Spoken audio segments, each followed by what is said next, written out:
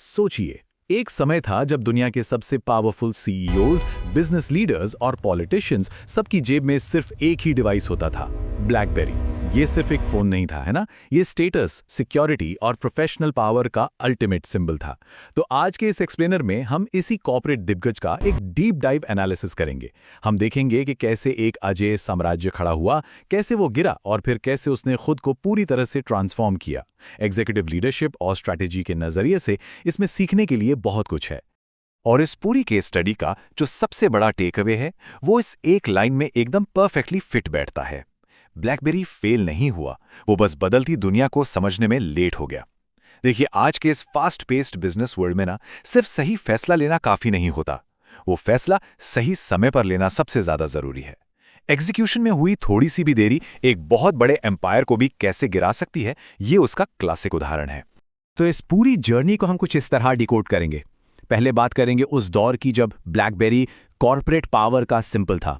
फिर देखेंगे वो टच स्क्रीन डिसरप्शन जिसने सब बदल दिया।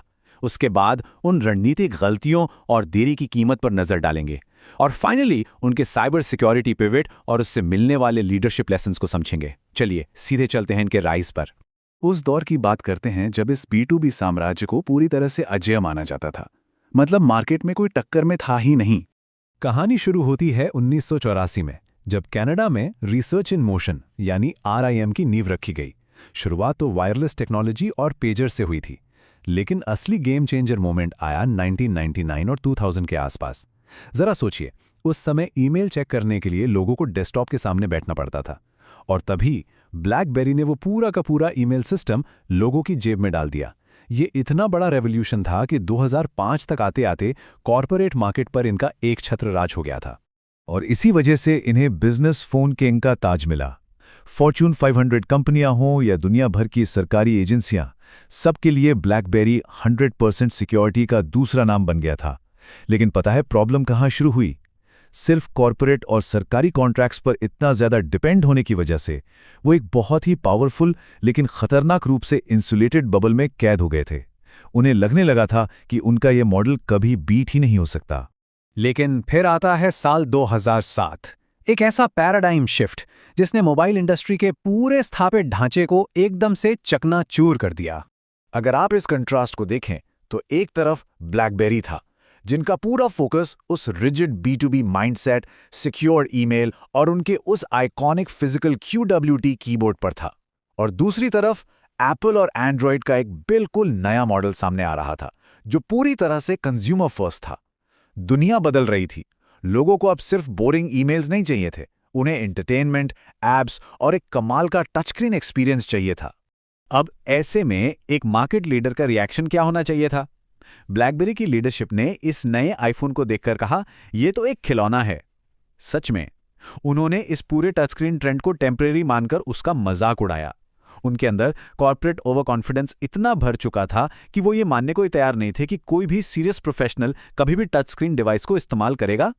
और यहीं से शुरू होती हैं वो रणनीतिक गलतियां जिन्होंने इस डिक्लाइन को बहुत ज्यादा एक्सेलरेट कर दिया, खासकर पूरे के पूरे इकोसिस्टम को समझने की गलती।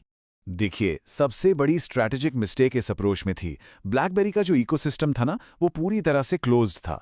दूसरी तरफ एप्पल और एंड्रॉयड ने अपने प्लेटफॉर्म्स डेवलपर्स के लिए बिल्कुल ओपन कर दिए थे। इसका नतीजा क्या हुआ? जहां ब्लैकबेरी पर सिर्फ कुछ गिने चुने बेसिक यूटिलिटी ऐप्स थे, वहीं एप्पल के ऐप स्टोर पर देखते ही देखते 3 लाख से ज्यादा एप्लीकेशंस आ गए।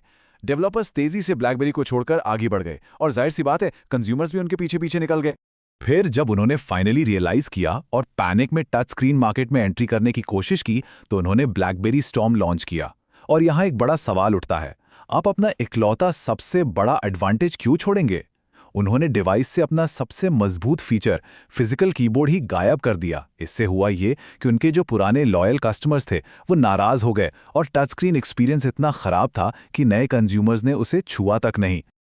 और जब आप मार्केट ट्रेंड्स को इस तरह इग्नोर करते हैं तो उसकी एक बहुत बड़ी कीमत चुकानी पड़ती है। चलिए इन ब्रूटल फाइनेंशियल रियलिटीज पर एक नजर डालते हैं। 2007 के आसपास ब्लैकबेरी अपने बिल्कुल पीक पर था। वो लगभग $1.9 बिलियन के भारी मुनाफे में थे। ये कोई छोटा नंबर नहीं है, ये उनकी एब्सोल्यूट मार्केट डोमिनेंस को दिखाता है।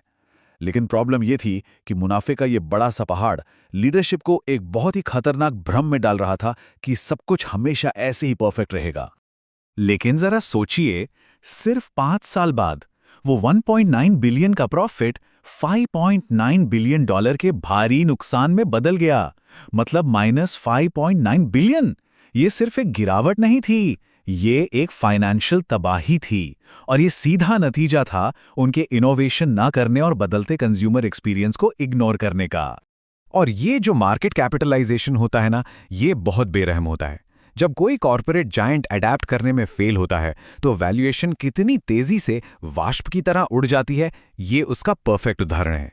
जो शेयर 2011 में करीब $140 पर ट्रेड कर रहा था, वो 2013 आते आते $10 से भी नीचे आ गिरा। इन्वेस्टर्स का भरोसा मानो पूरी तरह से खत्म हो चुका था।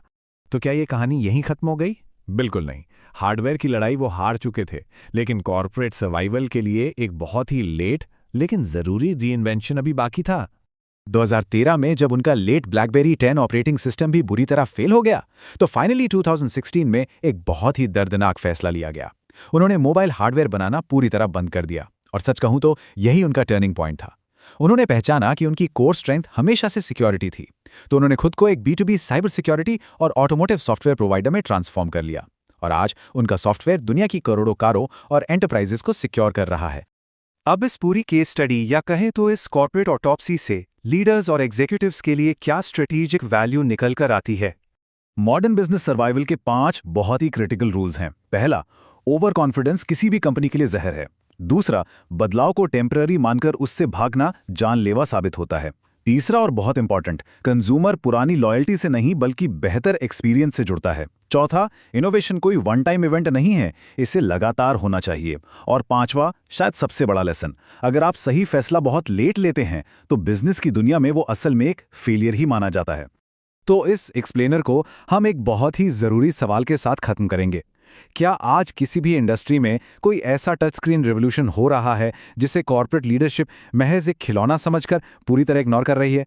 देखिए, हर ऑर्गेनाइजेशन के लिए अपने इन ब्लाइंड स्पॉट्स को पहचानना बहुत जरूरी है, इससे पहले कि मार्केट उन्हें हमेशा के लिए पीछे छोड़ दे। इस एक्सप्लेनर के साथ जुड़ने के लिए आपका बहुत बहुत शुक्रिया।